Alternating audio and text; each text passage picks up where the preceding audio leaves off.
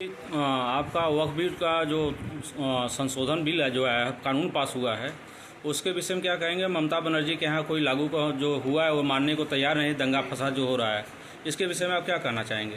ये पूरे देश को मानना पड़ेगा, जो संविधान को मानते हैं उनको मानना पड़ेगा। और वोट की राजनीति को लेकर के लोग ड्रामा कर रहे हैं।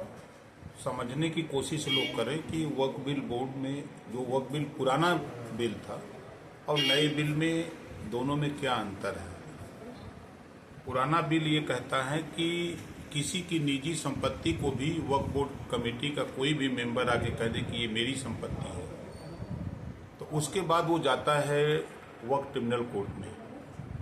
वक्फ ट्रिब्यूनल कोर्ट अंतिम फैसला होता है कि वो जो फैसला दे दिया उसके पक्ष में फिर वो कहीं दूसरी कोर्ट में नहीं जा सकता। ये पुराना बिल कहता है। नया बिल ये कह रहा है कि किसी की निजी प्रॉपर्टी को अगर ये वक्फ बोर्ड कमेटी कहती है कि ये मेरी जमीन है या मेरी संपत्ति है, वो अगर जाता है वक्फ ट्रिब्यूनल कोर्ट में, फैसला अगर उसके पक्ष में हो विपक्ष में हो, उसके बाद civil court, revenue court, high court, supreme court में अपील करने का अधिकार उस व्यक्ति को है।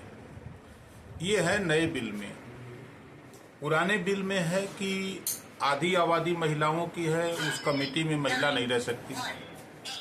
अल्पसंख्यक में जो और जातियां हैं, जैसे आपके तमाम जातियां अल्पसंख्यक में आती हैं, सिख, ईसाई, जैन, फारसी, तो उनको वक्फ बोर्ड कमेटी में नहीं रखा गया। तो पुराने बिल में यह है कि महिलाएं उस कमेटी में नहीं रहेंगी, दूसरा कोई नहीं रहेगा। नए बिल में है कि 2 महिलाएं रहेंगी, उनका भी अधिकार है कमेटी में, और 2 और अन्य मुस्लिम धर्म के लोग भी रहेंगे। ये संशोधन है। और इससे है क्या फायदा।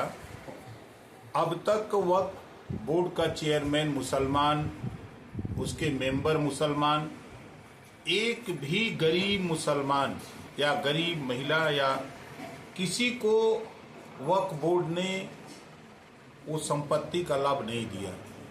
वक्फ की संपत्ति मतलब अल्लाह की संपत्ति।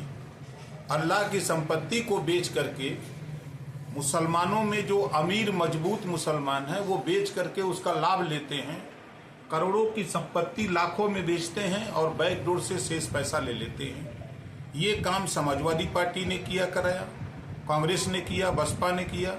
इसी पे अंकुश लग रहा है कि जो मूल प्रॉपर्टी का कीमत है वो वक्फ बोर्ड में जमा हो, उससे गरीब मुसलमानों के बच्चों को पढ़ने का अधिकार, उनको मकान देने का, उनकी व्यवस्था का वो ये सिस्टम ले आया जा रहा है। तो वो लोग विरोध कर रहे हैं जिनको कि जो इसका नाजायज फायदा उठा रहे हैं। जो वहाँ पे दंगा फसाद हुआ है बंगाल में और उसमें हिंदू पलायन करने की कर रहे हैं, उस पर आप लोग क्या कार्रवाई करना चाह रहे हैं। देखिए, प्रदेश में लॉ एंड ऑर्डर कंट्रोल करना प्रदेश सरकार का कर्तव्य है।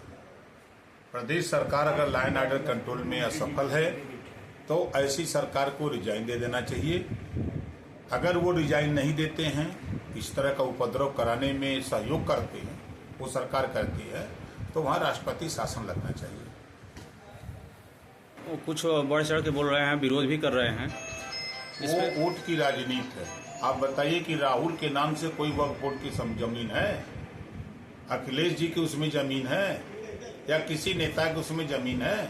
तो इनको काहे दिक्कत है? इनकी जमीन तो अखिलेश जी की ऑस्ट्रेलिया में है, वहाँ होटल बन रहा है। ये कहाँ जानेंगे यूपी के लोग कि वहाँ उनकी जमीन है? तो उनको तो वक्फ बोर्ड के नाम से, अगर उनके नाम से प्रॉपर्टी होती वो बोलते तो अच्छा था।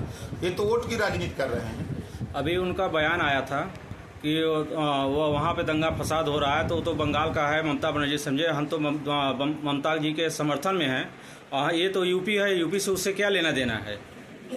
देखिए, सपा, कांग्रेस और बसपा ये दंगा कराने वाली पार्टी है, समझ रहे हैं ना। अभी जैसे राम जी सुमन के बयान को लेकर के उस माहौल को ठंडा करने के बजाय ये लोग उसको हवा दे रहे हैं कि प्रदेश का माहौल खराब हो।